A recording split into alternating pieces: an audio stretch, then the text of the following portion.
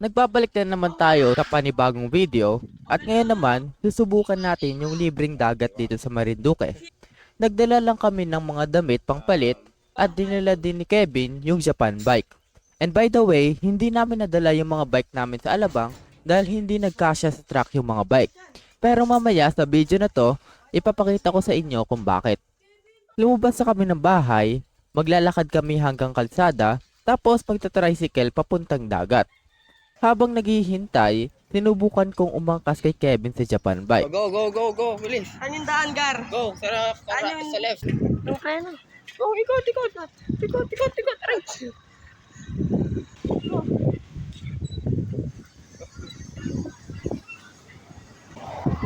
Go, wala na.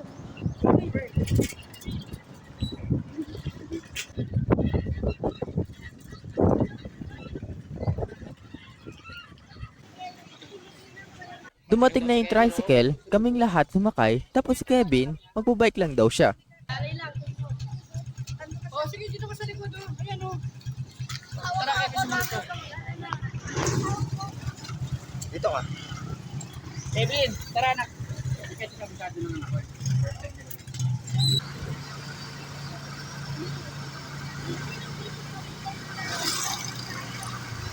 Kevin.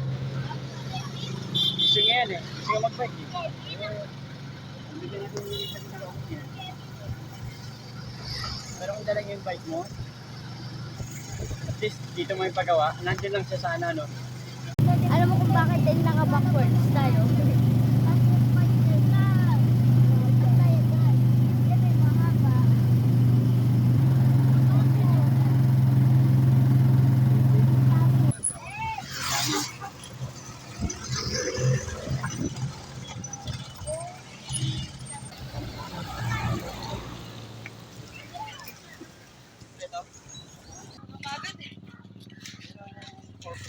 Ito na yan?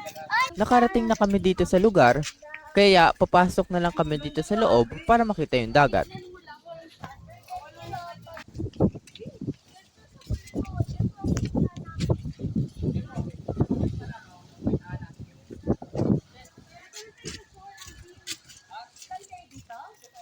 naman tawo. Hindi ako nakabigla ko kasi. Pwede ako makabihin eh. Natalo.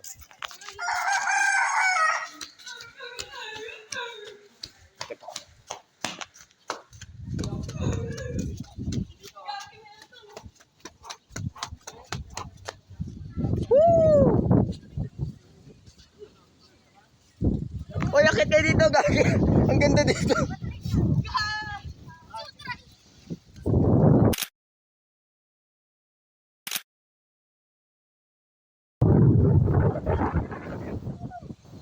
What a nice view!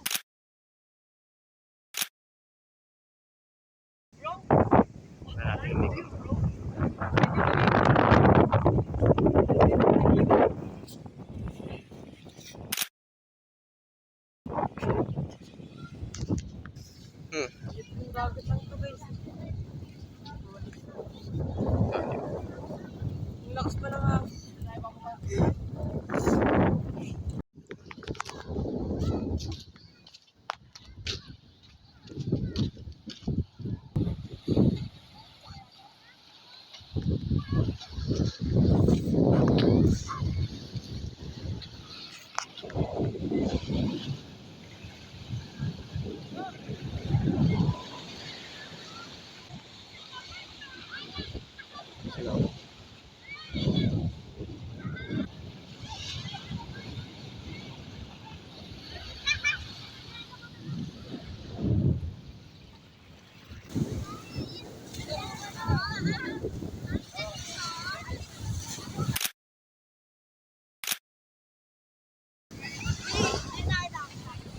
May nalupog ako sa sun.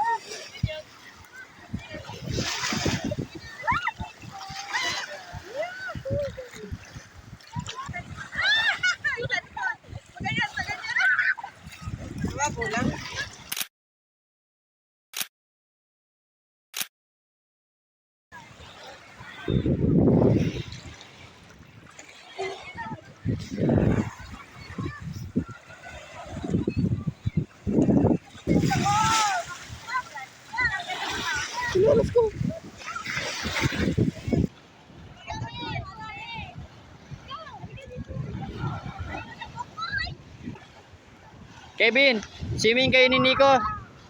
Pag ganito oh, pag ganon.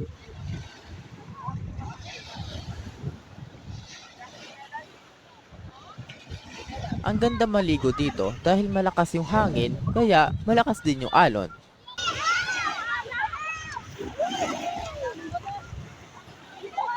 Huwag yung aalisin yung kamay mo kay Nixon ha.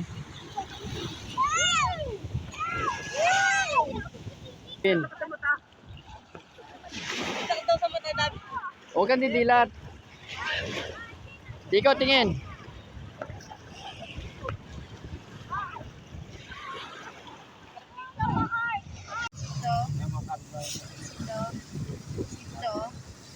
Kasito.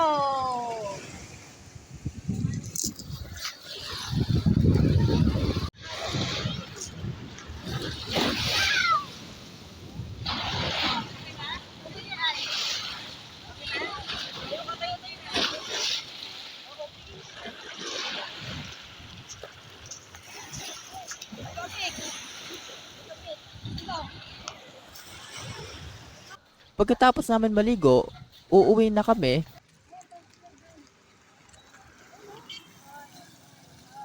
Bumili muna kami dito ng manok para ulam mamayang gabi. Kung natanong nyo kung magkano, 20 pesos lang kada piraso ng manok dito. Paghiwalay mo ng plastic ang liha. Malapit na kami sa bahay kaya umangkas ulit ako kay Kevin. Tapos muntik pa kaming bumugo sa motor. Go, go. Oh!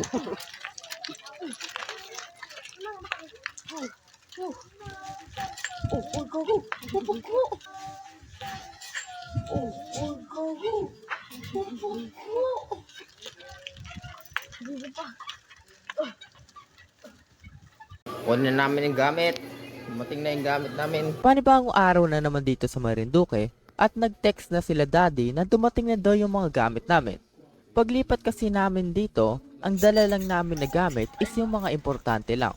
Tapos naiwan na sa alabang yung mga malalaki namin gamit, gaya ng ref at washing machine. Meron kasing mga trackers dito sa Marinduque na pwedeng magpasabay ng delivery. Kaya si daddy pinasabay niya yung mga gamit namin sa truck. Tapos sumama na din siya sa biyahe para tumulong. At para din hindi ganun kamahal ang babayaran namin compared sa kung rerenta kami ng truck. Ang binayaran namin sa pasabay dahil marami ang item namin ay 10,000 pesos. Compared naman sa kung rerenta ka ng truck, ang gagastusin mo is 25,000 to 35,000 pesos. Hinanap na namin yung truck. Pagdating namin, sinabi sa akin ni daddy na hindi nila dala yung mga bike namin dahil puno na daw yung truck at wala ng space. Kung makikita nyo, yan ang truck na ginamit. Kung iniisip nyo na marami pa namang space, hindi lang naman kasi gamit namin ang nakalagay dyan nung nasa Maynila pa sila. Meron ding mga ibang customer na nakisabay din. Kaya, nung dinala nila yung truck sa Marinduque, punong-puno ng mga gamit yung truck. Meron pa nga silang lalagay sa bubungan para madala lang nila lahat ng gamit. Kaya, hindi nila nadala yung bike. Yan na yung mga gamit.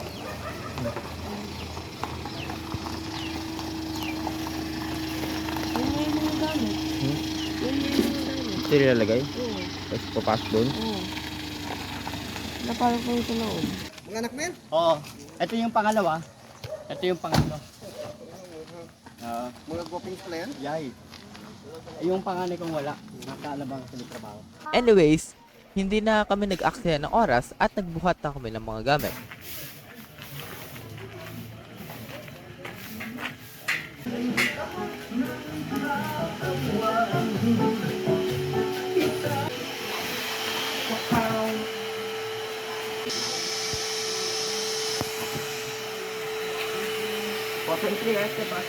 Oo.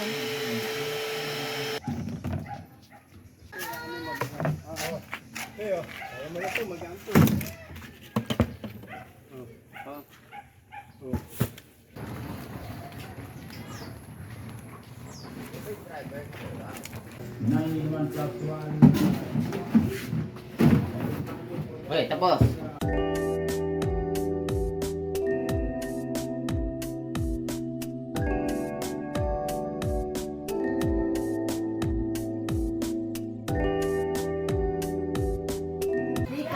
Ito na nakuha namin. Malapit na puno yung buong bahay. Ito yung gamit.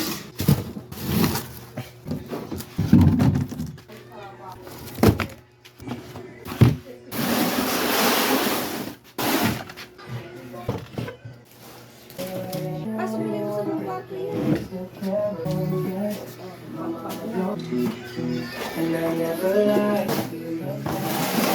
Like kung pinunta Meron pa kasi silang i-deliver sa ibang lugar, kaya para mas mabilis yung progress, nilipat nila yung mga gamit sa mas maliit na sasakyan para makapasok sa looban.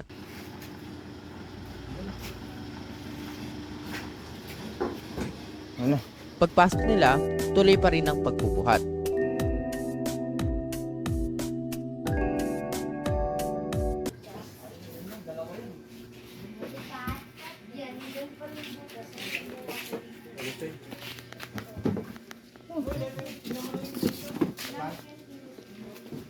Anong itsura niyan?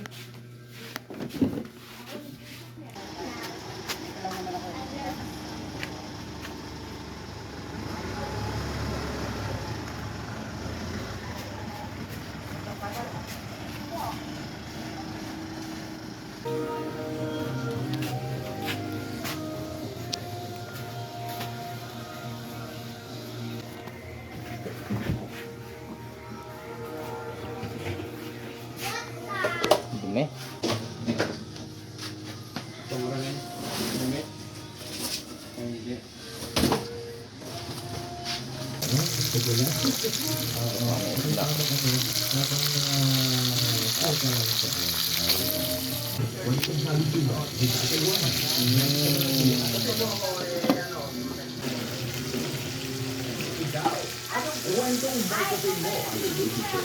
Hindi.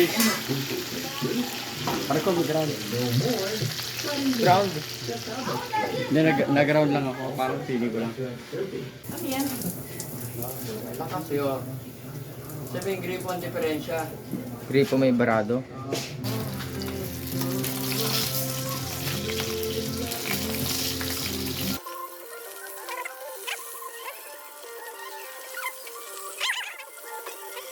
Tama na.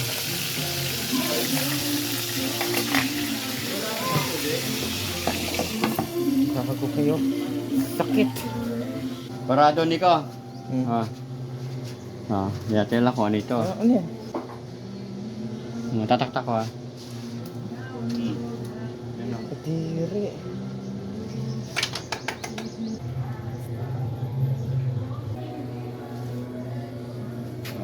Sige nga no.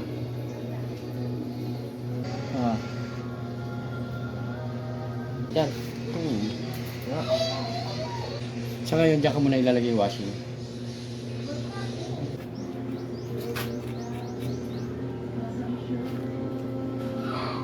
Lakas na, gagi. Lakas. Pero hindi ganun kalakas.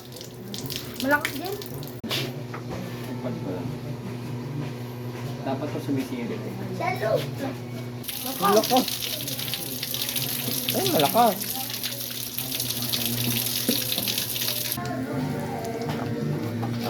Ang tado.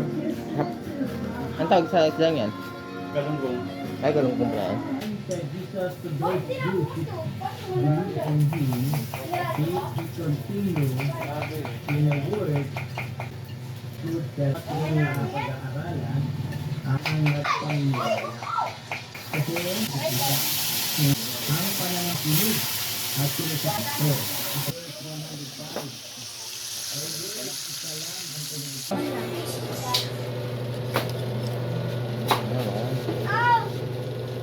Yan na. Katatapos lang namin kumain, bibili kami ng 1.5 na Coke. Bili nga po 1.5 na Coke. 1.5 po. Men. 1,000? Ay, walang barya tutoy. Wala pong barya. Lalakad pa ni May Ane. Wala? Oh no. Barya. Punta sa labas. Walang barya. Problema. Ito. Problema.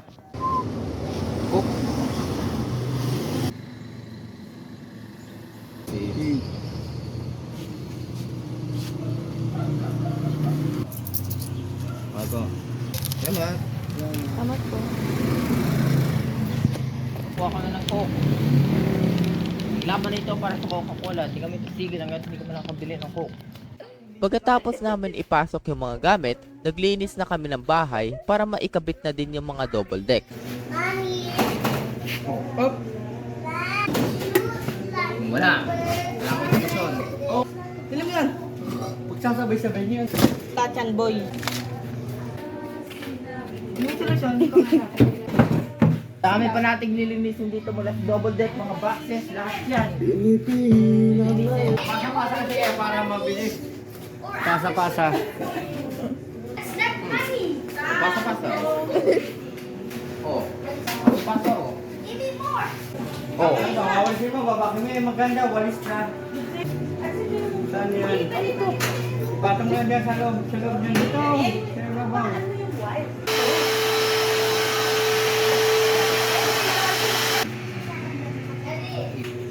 Umaya.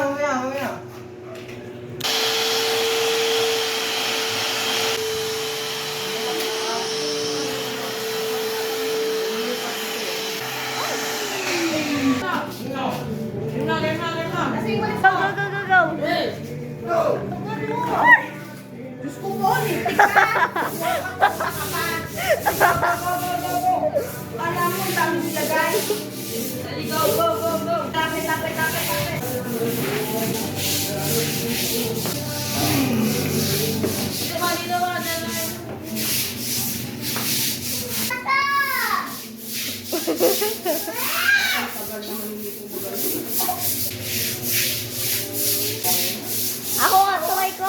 Ako, try ko.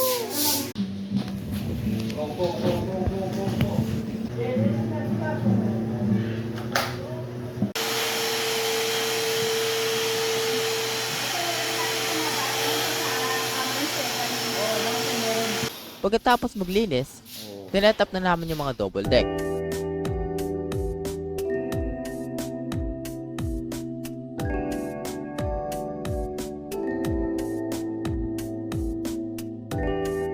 Pagkatapos ng napakahabang araw, nagpahinga na kami. Dito na nagtatapos ang video na to. Pero next video, abangan nyo dahil mangunguha tayo ng mangga. Ayun! Ito! At naka-encounter kami ng Karen. Ay, napakasuplado yun naman, oh.